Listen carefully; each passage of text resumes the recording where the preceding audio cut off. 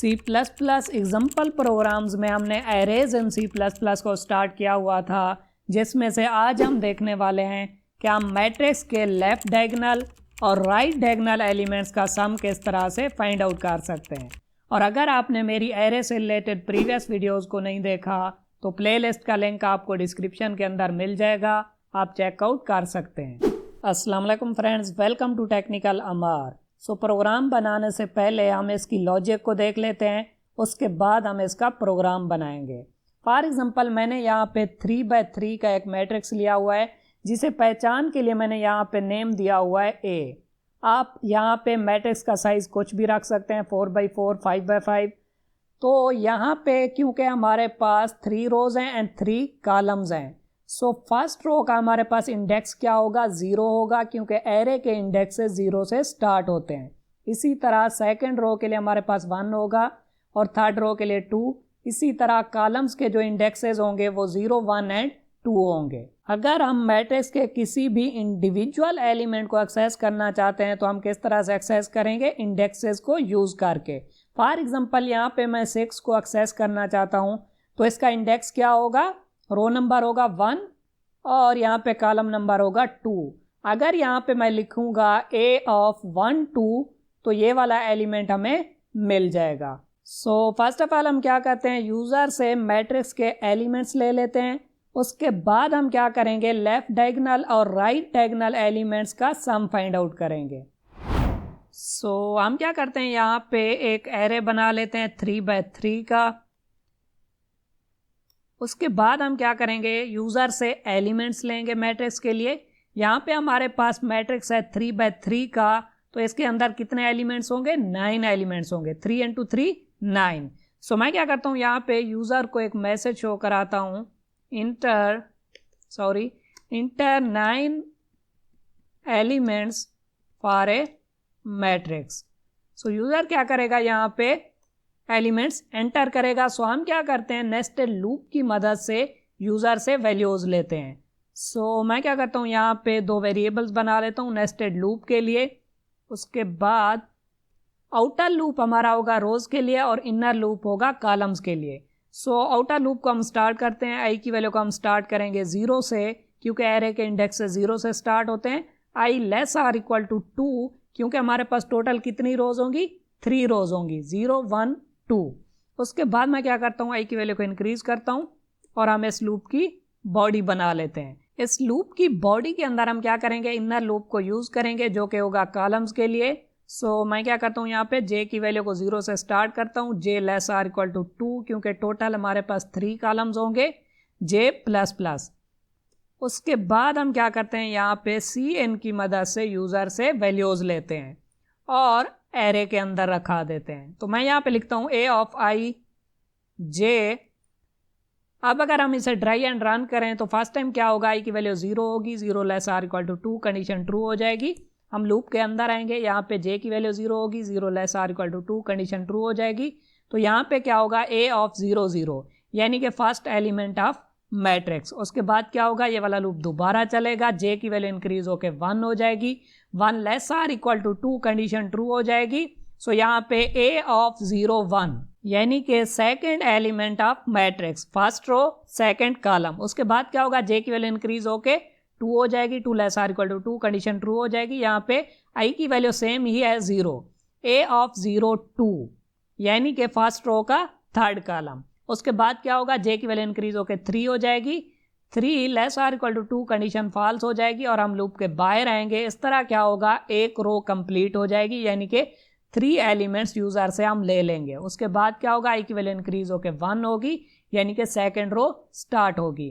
फिर second row के लिए भी क्या होगा, हम 3 एलिमेंट्स लेंगे, फिर थर्ड रो के लिए हम 3 एलिमेंट्स लेंगे। इस तरह हम क्या करेंगे, 9 एलिमेंट्स ले लेंगे यूज़र से। उसके बाद मैं क्या करता हूँ, इसे यहाँ से कॉपी करता हूँ और इन 9 एलिमेंट्स को प्रिंट करा देता हूँ मैट्रिक्स की फॉर्म में। सो यहाँ पे मैं क्या करता हूँ, एक मैसेज शो कराता हूँ, मैट्रिक्स एलिमेंट्स आर। उसके बाद हम क्या करते हैं, यहाँ पे सी एन की बजाय लिखते हैं सी आउट। जैसे ही एक एलिमेंट यहाँ पे प्रिंट होगा तो मैं क्या करूँगा, थोड़ी सी स्पेस दे दूँगा। उसके बाद क्या होगा, यहाँ पे जैसे ही एक एलिमेंट प्रिंट हो जाएगा लूप दोबारा चलेगा, जे की वैल्यू इंक्रीज होकर 1 हो जाएगी, तो यहाँ पे ए ऑफ 0 1 वाला प्रिंट होगा। इसी तरह थर्ड वाला प्रिंट होगा।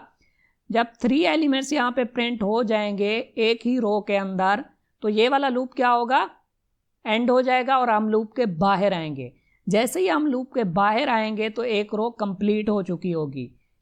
सो हम क्या करेंगे, यहाँ पे लाइन को एंड कर देंगे इस लूप के बाद, ताकि नेक्स्ट रो नेक्स्ट लाइन के अंदर आए। उसके बाद क्या होगा, यहाँ पे आई की वैल्यू इंक्रीज होकर 1 हो जाएगी, 1 less or equal to 2 condition true हो जाएगी। तो यहाँ पे क्या होगा, सेकेंड रो स्टार्ट हो जाएगी।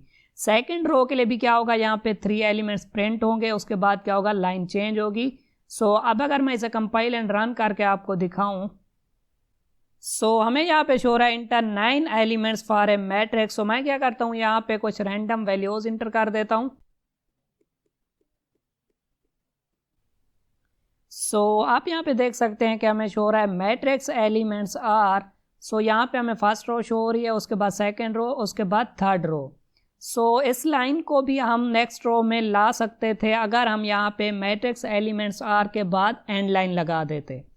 सो हम क्या करते हैं, यहाँ पे मैट्रिक्स एलिमेंट्स आर के बाद यहाँ पे लाइन को एंड कर देते हैं ताकि हमारा मैट्रिक्स न्यू लाइन के अंदर आए। सो अब हम क्या करते हैं, देख लेते हैं कि हम लेफ्ट डायगोनल और राइट डायगोनल एलिमेंट्स का सम किस तरह से फाइंड आउट कर सकते हैं। सो लेफ्ट डायगोनल और राइट डायगोनल एलिमेंट के सम के लिए हमें क्या करना पड़ेगा, यहाँ पे इन एलिमेंट्स की पोजीशंस को देखना पड़ेगा। For example first of all हम देख लेते हैं लेफ्ट डायगोनल के लिए। तो लेफ्ट डायगोनल के लिए हमारे पास जो फर्स्ट एलिमेंट है वो क्या है, 5, और किस पोजीशन पे है, 0 0 पे।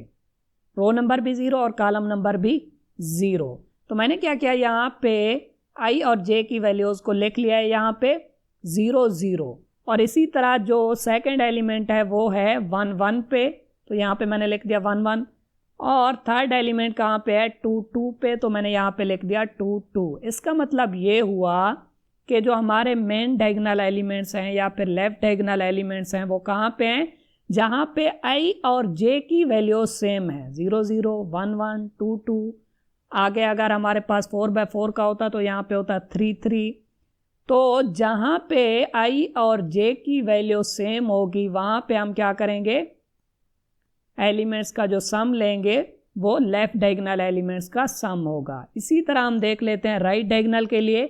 तो यहाँ पे हमारे पास क्या है, 0 2, यहाँ पे हमारे पास कौन सी पोजीशन है, 0 2, और सेकंड एलिमेंट के लिए कौन सी है, 1 1, और थर्ड एलिमेंट के लिए कौन सी है, 2 0। तो अगर आप यहाँ पे गौर से देखें तो अगर आई और जे की वैल्यू को मैं ऐड करूँ तो हमारे पास यहाँ पे बनता है 2, यहाँ पे भी 2 बनता है, और यहाँ पे भी 2 बनता है। इसका मतलब ये हुआ कि आई और जे की वैल्यू को अगर हम ऐड अप करें और वो 2 के बराबर आ जाए तो वहाँ पे जो एलिमेंट्स होंगे वो राइट डायगोनल एलिमेंट्स होंगे। तो इनका भी हम सम फाइंड आउट कर लेंगे। सो आप क्या करें, वीडियो को फटाफट से लाइक करें और हम चलते हैं डेव C++ पे और इसे देखते हैं प्रैक्टिकली। सो मैं क्या करता हूँ, यहाँ से इस नेस्टेड लूप को कॉपी कर लेता हूँ और यहाँ पे पेस्ट कर देता हूँ, और यहाँ पे हम क्या करेंगे, कंडीशन लगाएंगे कि अगर हमारे पास आई की वैल्यू बराबर आ जाती है जे के तो वो कौन से एलिमेंट होंगे इन पोजीशंस पे, लेफ्ट डायगोनल एलिमेंट्स होंगे। सो फर्स्ट ऑफ ऑल हम क्या करते हैं, 2 वेरिएबल्स बना लेते हैं सम को फाइंड आउट करने के लिए। एक का नाम मैं यहाँ पे रखता हूँ लेफ्ट डायगोनल सम, और दूसरे का हम नाम रख देते हैं यहाँ पे राइट डायगोनल सम। ओके हो गया। तो यहाँ पे अगर हमारे पास आई की वैल्यू बराबर हो जाएगी जे के तो यहाँ पे वो लेफ्ट डायगोनल वाले एलिमेंट्स होंगे। सो हम क्या करेंगे, लेफ्ट डायगोनल सम के अंदर रखा देंगे left diagonal sum plus A of I J. So इस तरह क्या होगा, फर्स्ट ऑफ ऑल हम क्या करते हैं, लेफ्ट डायगोनल सम और राइट डायगोनल सम के अंदर रखा देते हैं 0। सो फर्स्ट टाइम जब ये वाला लूप चलेगा तो आई की वैल्यू 0 होगी, 0 less or equal to 2 condition true हो जाएगी। यहाँ पे J 0 0 less or equal to 2 condition true हो जाएगी। यहाँ पे आई और जे की वैल्यू सेम है 0 0, तो ये वाली कंडीशन यहाँ पे हो जाएगी ट्रू। तो क्या होगा, यहाँ पे लेफ्ट डायगोनल सम के अंदर हमने इनिशियली रखाया था 0, 0 के अंदर first element of matrix add हो जाएगा और वो वापस चला जाएगा लेफ्ट डायगोनल सम के अंदर। जब यहाँ पे आई और जे की वैल्यू दोबारा सेम होगी तो क्या होगा, प्रीवियस जो हमारे पास सम होगा उसके अंदर न्यू वैल्यू ऐड हो जाएगी और वापस चली जाएगी लेफ्ट डायगोनल सम के अंदर। इसी तरह हम क्या करेंगे, यहाँ पे मैं इसे कॉपी करता हूँ और यहाँ पे पेस्ट कर देता हूँ। यहाँ पे क्या होगा, जब आई और जे को हम एडअप करें और वो बराबर आ जाए 2 के, तो वहाँ पे हमारे कौन से एलिमेंट होंगे, राइट डायगोनल वाले एलिमेंट्स होंगे। तो यहाँ पे मैं क्या करता हूँ, राइट डायगोनल वाले सम को फाइंड आउट कर लेता हूँ और यहाँ पे हमें एंड लाइन लगाने की ज़रूरत नहीं है। इस तरह क्या होगा, लेफ्ट डायगोनल और राइट डायगोनल सम में हमारे पास सम आ जाएगा। सो जैसे ही नेस्टेड लूप एंड होगा तो मैं क्या करता हूँ,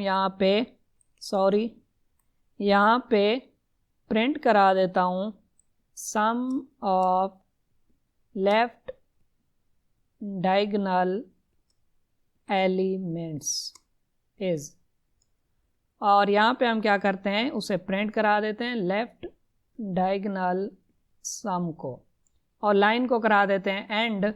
और मैं क्या करता हूँ, इसे यहाँ से कॉपी कर लेता हूँ और यहाँ पे पेस्ट कर देता हूँ और यहाँ पे हम लिखेंगे सम ऑफ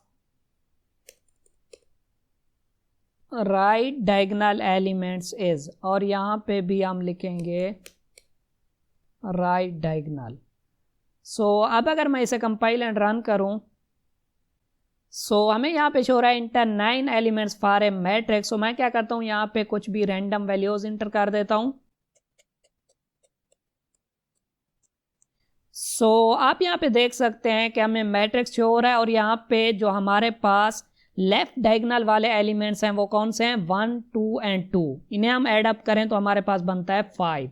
इसी तरह राइट डायगोनल वाले जो एलिमेंट्स हैं वो कौन से हैं, 4 2 एंड 7। इन्हें हम ऐड अप करें तो हमारे पास बनता है 13। एरे से रिलेटेड और भी बहुत से एग्जाम्पल प्रोग्राम्स आने वाले हैं। सो आप क्या करें, मेरी एरे एग्जाम्पल्स इन C++ वाली प्लेलिस्ट को यहाँ से एक्सेस करें और अगर आप किसी भी टॉपिक से रिलेटेड एग्जाम्पल प्रोग्राम्स को देखना चाहते हैं तो आप मेरी C++ एग्जाम्पल प्रोग्राम वाली प्लेलिस्ट को भी यहाँ से एक्सेस कर सकते हैं। इस प्लेलिस्ट के अंदर मैंने तमाम टॉपिक से रिलेटेड एग्जाम्पल प्रोग्राम्स को कवर किया हुआ है और अगर आप C++ को बिल्कुल बेसिक लेवल से देखना चाहते हैं तो आप मेरी C++ ट्यूटोरियल फॉर बिगनर्स वाली प्लेलिस्ट को भी यहाँ से एक्सेस कर सकते हैं। इन तीनों प्लेलिस्ट के लिंक मैं आपको डिस्क्रिप्शन के अंदर भी दे दूंगा और आई बटन के अंदर भी दे दूंगा। वीडियो अच्छी लगी हो तो वीडियो को लाइक करें और चैनल को सब्सक्राइब करें। Thank you.